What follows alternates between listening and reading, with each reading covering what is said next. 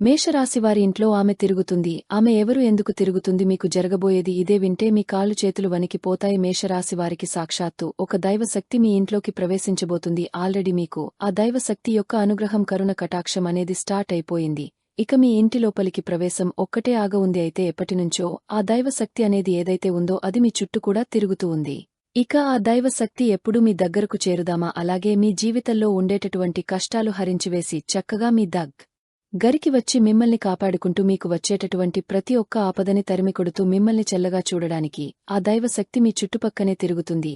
ఈ 2024వ సంవత్సరం డిసెంబర్ 25వ తేదీ నుంచి ఆ దైవశక్తి మీ ఇంట్లోకి ప్రవేశించబోతుంది. అలాగే మీకు మంచిగా ప్రతి ఒక్క సంకేతాన్ని తెలియజేస్తుంది. అయితే దైవశక్తి ఎంత సైలెంట్గా అయితే మీ జీవితంలోకి ప్రవేశిస్తుందో మీరు కానీ ఆ దైవశక్తిని గుర్తించలేకపోతే మాత్రం మీ జీవితంలోకి వచ్చిన ఆ హ్యాపీనెస్ అంతా కూడా సైలెంట్గా తిరిగి వెళ్ళిపోవచ్చు. అయితే ఈ యొక్క మేషరాశి వారు తీసుకోవలసిన జాగ్రత్తలు ఏమిటి, అలాగే మీకు వచ్చే సంకేతాలు ఏంటి, ఆ దైవశక్తి మీ ఇంట్లోకి వచ్చే ముందు మీకు చెప్పే ప్రతి విషయాలను ఎంతో క్లియర్గా ఇప్పుడు ఈ వీడియోలో మనం తెలుసుకుందాం. రాశి చక్రంలో మేషరాశి అనేది మొదటి రాశి. అశ్విని నక్షత్రం 1, 2, 3, 4 పాదాలు భరణి నక్షత్రం 1, 2, 3, 4 పాదాలు కృత్తిక నక్షత్రం 1వ పాదంలో జన్మించిన వ్యక్తులు మేషరాశి పరిధిలోకి వస్తారు. మేషరాశి వారికి రాబోయే రోజుల్లో మీకు ఎంతో మంచి జరగబోతుంది. ఎందుకు అంటే సాక్షాత్తు ఆ దైవశక్తి మీ చుట్టుపక్కల తిరుగుతూ ఉంది కాబట్టి మీకు ఎటువంటి ఆపదైనా, ఎలాంటి కష్టమైనా సరే ప్రతి ఒక్కదానితో ఆమె స్వయంగా పోరాడుతుంది. దాని తర్వాతే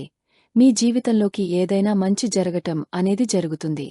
ఇప్పటిదాకా మీరు పడిన కష్టాలు చాలు, ఎందుకంటే మీకున్న కష్టాలు అన్నింటికీ చెక్ పెట్టేస్తుంది ఆ దైవశక్తి. అయితే ఆ దైవశక్తి మీ ఇంట్లోకి ఏ విధంగా ప్రవేశించబోతుంది, అసలు ప్రవేశించిందా లేదా అనే విషయం గురించి ఇప్పుడు మనం తెలుసుకుందాం. మేషరాశివారి ఇంట్లోకి ఆ దైవశక్తి వచ్చే ముందు కొన్ని సంకేతాలను పంపిస్తుంది. అందులో మొదటి సంకేతం ఏమిటంటే మీరు పడుకున్నప్పుడు సడన్గా నిద్రలో మెలకువ రావడం.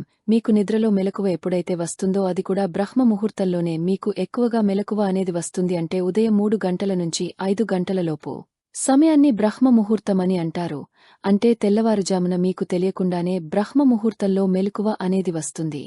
ఇక దానికి తోడు మీరు ఎక్కువగా చెడు మాటలు మాట్లాడడం, వేరేవారి గురించి చెడుగా మాట్లాడడం, అలాగే వేరేవాళ్లు ఎవరైనా చెడుగా మాట్లాడుతున్నా, అలాగే అన్యాయం జరుగుతున్నా కూడా మీరు వాటిని అస్సలు సహించరు. మీకు కోపం వస్తుంది. కోపం అంటే కోపం కాదు, ఎందుకు ఈ మనుషులు ఈ విధంగా మాట్లాడుతున్నారు, దీనికి ఇంతగా మాట్లాడాల్సిన అవసరమైతే లేదు కదా అనే భావన మీకు తప్పనిసరిగా కలుగుతుంది. సంకేతం ఏమిటంటే మీ ఒక్కసారిగా ఆధ్యాత్మికత వైపు మల్లుతుంది. అంటే మీ యొక్క మనసు అలాగే మైండ్ రెండు కూడా ఎక్కువ శాతం దేవుడి వైపే ఉంటుంది. మీరు ఎక్కువగా గుడికి వెళ్లడానికి, పూజలు చేయడానికి, అలాగే దేవుడి దగ్గర ఉంటే చాలు, నాకు ఎంతో ప్రశాంతత కలుగుతుంది అనే భావన మీ మనసులో వస్తూ ఉంటుంది. అలాగే మరొక సంకేతం ఏమిటంటే మీరు ఎక్కువ శాతం ఎప్పుడైనా జనాల మధ్యలో కూర్చుని వాళ్లు మాట్లాడేటప్పుడు అనవసరమైన మాటలు, మీకు ఏమాత్రం కూడా ఇంట్రెస్ట్ అనేది ఉండదు.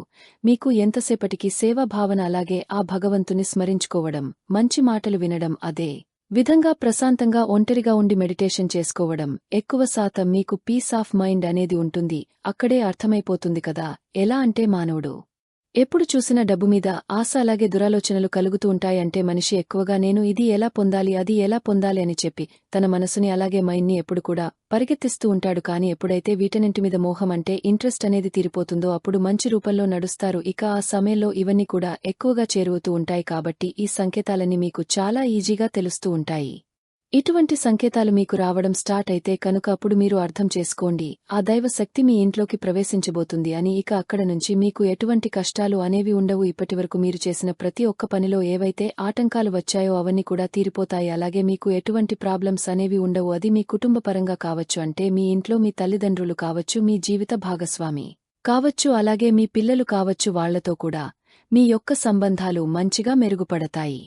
అలాగే మీ యొక్క ఉద్యోగ జీవితంలో వచ్చేటువంటి ఏదైతే తీసుకోవాలని మీరు అనుకుంటున్నారో దానికి ఈ సమయం మీకు ఎంతో మంచి అవకాశం. అలాగే ఉద్యోగంలో మీకు ప్రమోషన్స్ అనేవి ఉంటాయి, సాలరీలు ఇంక్రిమెంట్స్ అనేవి కూడా ఉంటాయి. అదేవిధంగా ప్రతి ఒక్క పని కూడా మీకు తెలియకుండానే, ఎటువంటి అడ్డంకులు లేకుండా, సజా మీకు తెలియకుండానే ఆ దేవత అనుగ్రహంతో ప్రతి ఒక్క అవకాశం మీ దగ్గరికి చేరుకుంటూ ఉంటుంది. సాక్షాత్తు ఆ దైవశక్తి ఎవరు, ఆ రూపం ఏమిటి, ఆ దేవతాశక్తికి మనం ఏ విధంగా పూజలు చేసుకోవాలి, అలాగే జాగ్రత్తలు తీసుకోవాలి అంటే ఆ దైవశక్తి మరెవరో కాదు, సాక్షాత్తు శ్రీ మహాలక్ష్మీదేవి. అవును, వివిధ అనుగ్రహం చూపించబోతుంది. ఇక ఆ ధనలక్ష్మీదేవి మీ ఇంట్లోకి రాబోతుంది. ఆ లక్ష్మీదేవి మీ ఇంట్లోకి వస్తే కనుక మీకు ఎలాంటి కష్టాలు, బాధలు అనేవి ఉండవు. అలాగే ఆర్థికపరంగా మీకు డబ్బుకు సంబంధించి ఎటువంటి లోటు అనేది ఉండదు. అయితే ఆ లక్ష్మీదేవి అమ్మవారు మీ ఇంట్లో ఎటువంటి స్థానంలో నివాసముంటారు అని అంటే మీ ఇంటి గుమ్మ ముందు అంటే మీ ఇంటికి ఎంత అయ్యే ప్లేస్ని బ్రహ్మస్థానం అనే అంటారు. ఇక ఆ బ్రహ్మస్థానంలోనే అమ్మవారు నిలిచి ఉంటారు. అయితే ఆ బ్రహ్మస్థానాన్ని మీరు ఎప్పుడు కూడా ఎంతో చక్కగా శుభ్రంగా ఉంచుకోవాలి. అక్కడ ఎటువంటి చెత్తాచెదారం అలాగే చెప్పులు కూడా అస్సలు పెట్టకూడదు. అలా గుమ్మం ముందు చెత్త చెదారం చెప్పులు ఉంటే కనుక ఆ లక్ష్మీ అమ్మవారు తిరిగి వెళ్లిపోయేటువంటి అవకాశం కూడా ఉంటుంది. కాబట్టి ఇవన్నీ లేకుండా మీరు ఆ బ్రహ్మస్థానాన్ని ఎంతో పరిశుభ్రంగా ఉంచుకోండి. నిత్యం అక్కడ పసుపు కుంకుమలతో మీ గుమ్మాన్ని అలంకరించుకోండి. అలాగే అమ్మవారిని ఆహ్వానిస్తూ గుమ్మం దగ్గర దీపాలను వెలిగించండి, ధూపం వేయండి. మీకు కుదిరితే ఆ స్థానంలో తులసి చెట్టును పెట్టి పూజించండి. మేము చెప్పినటువంటి జాగ్రత్తలు తీసుకుంటే మీమీద కలుగుతుంది. అలాగే మీకు తోచిన విధంగా పేదవారికి దానధర్మాలు చేయండి. అనాథాశ్రమంలో ఉండే పిల్లలకు లేదా వృద్ధులకు ధన రూపేణా లేదా వస్త్రదానం లేదా అన్నదానం చేయండి.